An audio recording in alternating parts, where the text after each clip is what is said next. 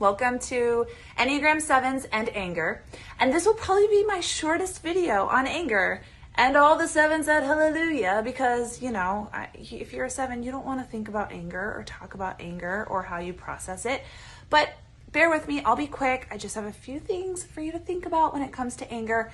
Some people might think, well, 7s don't really get angry. Those are sort of that lower spectrum of emotions that 7s don't like to dwell in or experience or whatever. I don't know if I agree with that, only because, I don't agree with it in the sense that I don't think 7s try to suppress anger like other types sometimes try to suppress it. Anger tends to come quickly and easily for 7s because, in order to repress anger, you would have to go through a series of events. You would have to, A, feel the anger.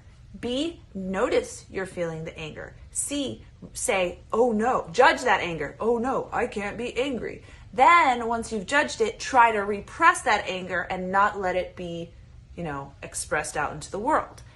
All of that takes time. Anger is too quick and 7s are too quick. They do not go through that many steps. They do not intentionally think, I'm feeling anger, I should repress it. So oftentimes 7s actually easily express their anger and quickly express their anger. And oftentimes it's not that intense. 7s are intense, but it's almost like the types that explode the most are the ones who repress the hardest. Kind of like pulling back a spring. The further down you pull it, the further you repress it, the more ferociously it pops out. Whereas 7s, I don't think they spend a whole lot of time or energy trying to repress that anger, so it doesn't tend to be as explosive or intense. It's more like quick, a cutting word, an irritated little quip. It just kind of shoots out. They don't really try to hold it back. And once it's done, it's done.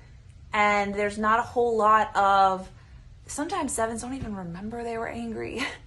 Or they don't remember what they were angry about because it's over. We're moving on. That's it. And so it's actually kind of a healthy way to deal with anger. The only caveat would be, even though you as a 7 maybe have moved on, those around you may have taken it a little more personally, maybe dwelling on it a little bit longer.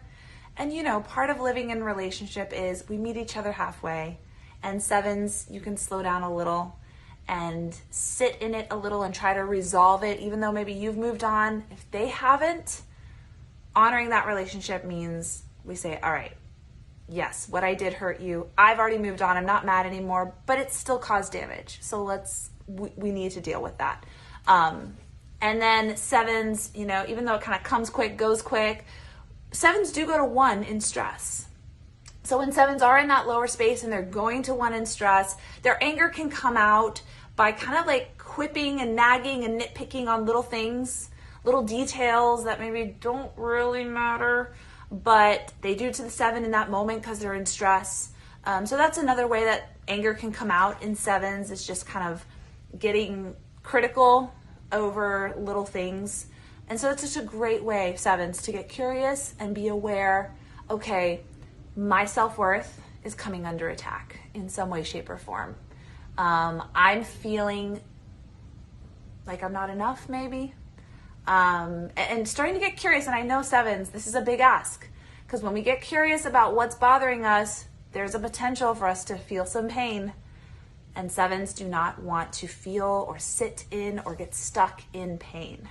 And so this is going to take some awareness. This is going to take some maturity. This is going to take some willingness to be uncomfortable in order to have the fruit of growth. In order to have the fruit of freedom, there has to be some willingness to trudge through uncomfortable spaces. And so when you see yourself sort of nitpicking those little things or having some of those sharp little words, I beg of you to do that work, to get curious, to pay attention to that alarm and not just turn it off or not think that that alarm is actually like a DJ and start dancing around to it. It's alerting you to something that is hurting in you. Take some time and get curious about it. Take some time and dig into that. You are strong enough to feel that pain and to come out the other end stronger and better, more healed, less insecure. And in that space, able to bring your full, high, joyful, amazing self without that joy being a distraction for some pain. Right? When we deal with pain, we don't have to distract ourselves out of it. We've dealt with it. So that's my encouragement to sevens, how you can get curious about your pain, how you can get curious when that anger hits, what anger looks like for sevens, because sevens don't really seem, they're not that angry because they just kind of let it out in the moment and then it's gone. They have their little quips, they have their little nitpickings, and then they've moved on. So my advice to seven, for most other types, I'm like, don't repress it, feel it. My advice to sevens is you feel it just fine, but slow down a little and get curious about it. See what comes up. And when those false messages about your worth, you find those at the root of your anger, that's the time when you come at it with truth. That's the time when you come at it and affirm your worth.